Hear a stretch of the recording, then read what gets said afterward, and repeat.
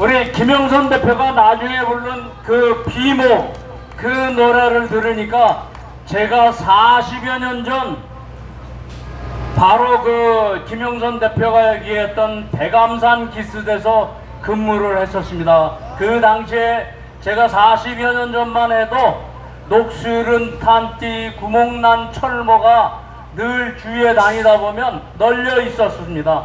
그 자리에 바로 비목이라는 것이 있었고요. 그걸 멋진 글로 쓰신 작사하신 분이 한 명이십니다. 그분도 저보다 한 20년은 아니고 한 18년 정도 선배 되시는 분인데 그곳에서 근무하시고 그 노래를 제가 근무할 때쯤 발표를 하신 게 바로 비목입니다. 아주 그 감회가 새로웠습니다. 감사합니다. 네, 다음으로는 호국영웅 연재근 상사 기념사업회 연재은 이사장님께서 6.25에 대해서 말씀해 주시겠습니다. 아, 벌써 올라오셨네요.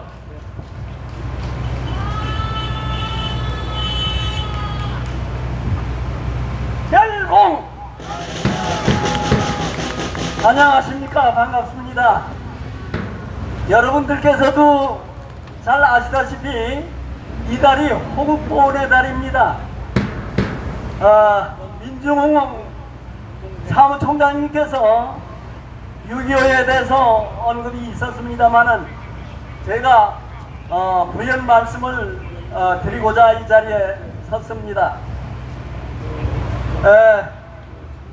6.25가 발발한 지 74년이 지냈습니다만은 오늘날 현실을 직시할 때 젊은이들 일부가 6.25는 북침이다, 6.25는 이웃나라 역사다 이렇게 잊혀져 가고 있습니다.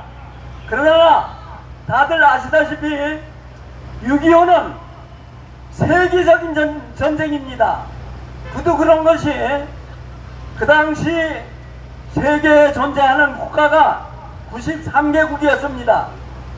우리 자유 대한민국을 도와준 나라가 그 중에서 63개국이 됩니다. 아시는 바와 같이 참전국이 16개국, 또 물자 지원, 또 복구 지원, 군수물자 지원 해서 63개국 70%의 세계의 나라가 우리 자유 대한민국을 도와줘서 민주국가가 승리한 세계 대전입니다. 우리가 이것을 명심하시고 6.25 하면은 6.25 전쟁 영웅이 120명 됩니다만은 그 중에서 제일 중요한 역할을 한 연재근 영웅이라고 있습니다. 바로 우리 큰형님인데 이분이 6.25 당시 최남단 포항의 영일만으로 흐르는 형산강을 사이에 두고 거기서 44일 동안 피해간에 한 치의 양보도 없이 치열하게 싸웠을 때 거기서 특공대 대장으로 반격의 기틀을 마련한 분입니다. 그래서 연재근 영웅을 잠깐 소개를 올리면서 말씀을 이어가겠습니다. 연재근 영웅은 충북 증평군 도안면에서 1928년에 출생해서 도안 초등학교를 나오고 해방이 되자 국방경비대에 자원입대했습니다. 자원입대해서 청주 7년대에서 조교로 근무하다가 1948년 8월 15일 대한민국이 건국되고 육군 3사단 22연대 일대대 분대장으로 배속이 됐습니다. 그래서 지리산 공기 토벌 작전에 참전을 해서 공기 9명을 생포를 했습니다. 그래서 1949년 10월에 특별 휴가를 나오신 것이 우리 가족하고는 마지막 상면이 됐습니다. 그래서 1950년 김일성의 불법 남침으로 민족 상년의 비극이 시작돼서 3개월도 못 돼서 영일지구에서 용감히 싸우시다 전사했다 이렇게만 알고 있었습니다. 그랬는데 50년이 지난 2000년도에 연재근 영웅이 6.25 전쟁 영웅으로 선정이 되고 국방부에서 2003년 1월 9일날 두 번째 영웅으로 선정되고 2019년 1월 3일날 세 번째 영웅으로 선정되고 보훈처에서 박승진 보훈처장이 재직 시에 보훈처에서 8월에 6.25 전쟁 영웅으로 선정되었으므로 네 번씩이나 영웅으로 선정이 됐습니다.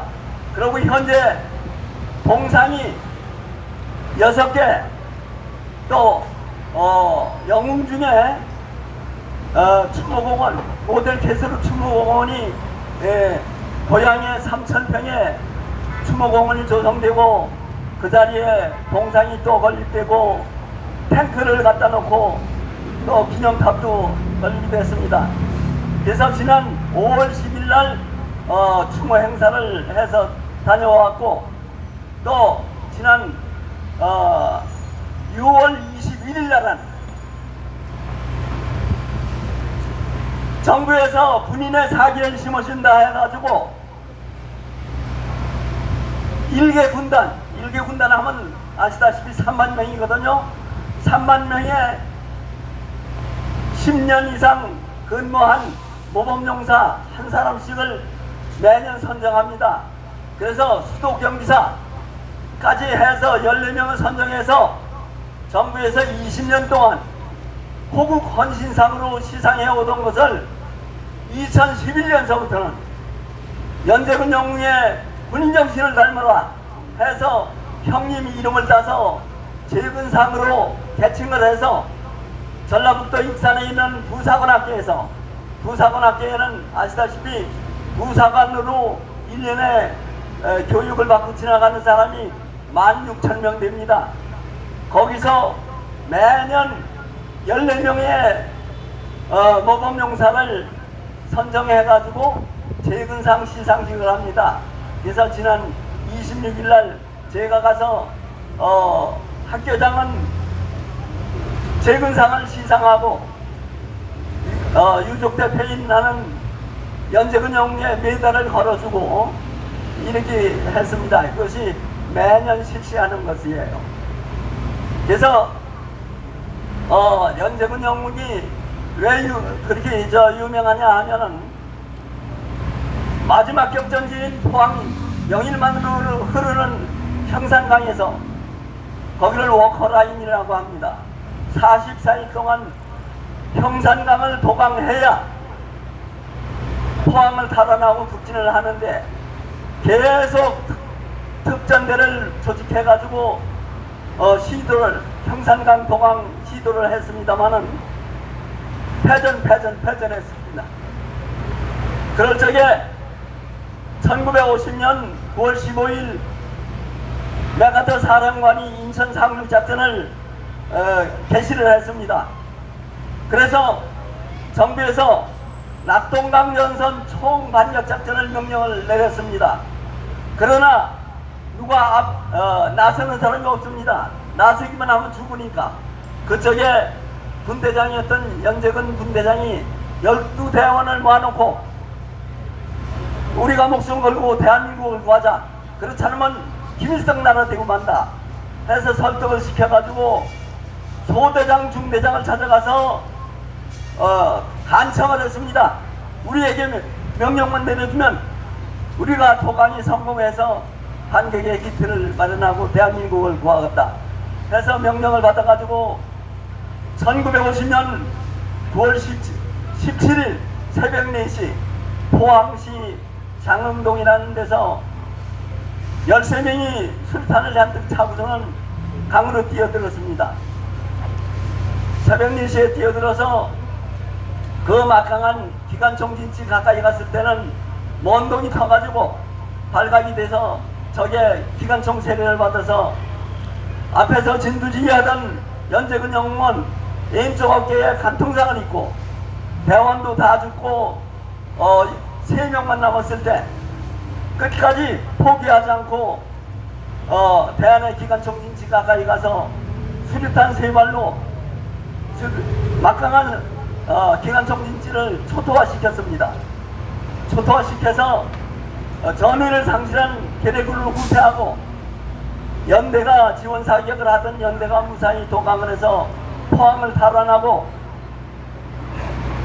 메가더 장군도 인천 상륙작전을 성공하고 9월 26일 오산서 유엔군과 국군이 합세해서 9.28 서울 수복을 하고 10월 1일 날은 38선을 돌파하고 백두산 태극기까지 날렸다는 것이 국방군사연구소 전쟁용들 그 책자에 전쟁 일기에 상세히 기록이 됐습니다.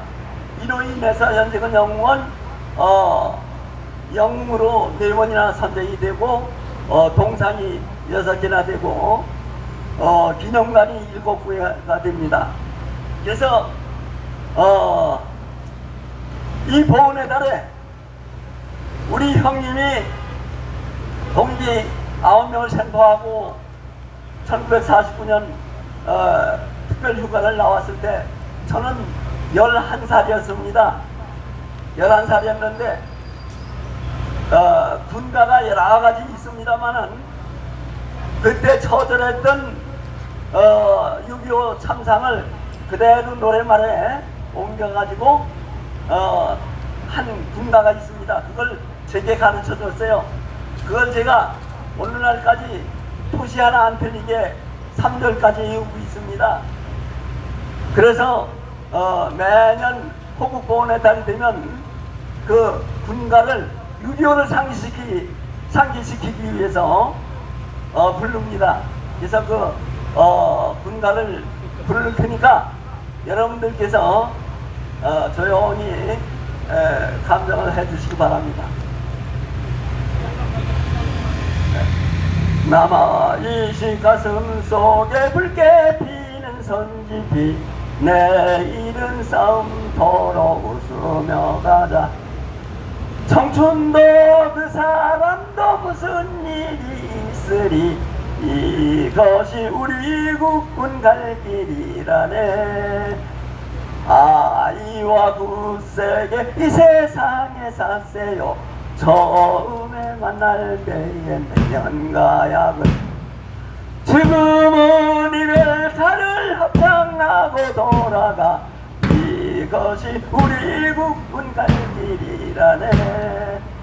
아버지 어머니 만수무강하세요. 까마귀 우는 곳에 나는 갑니다. 38선을 돌파하여 태극기를 날릴 때 죽어진 뼈골이나 돌아오리라. 감사합니다. 우리 형님은 노래 가사 말대로 살다 인생을 갔습니다. 네, 수고하셨습니다. 수고하신 연재은 이사장에게 박수 한번 부탁드리겠습니다. 네.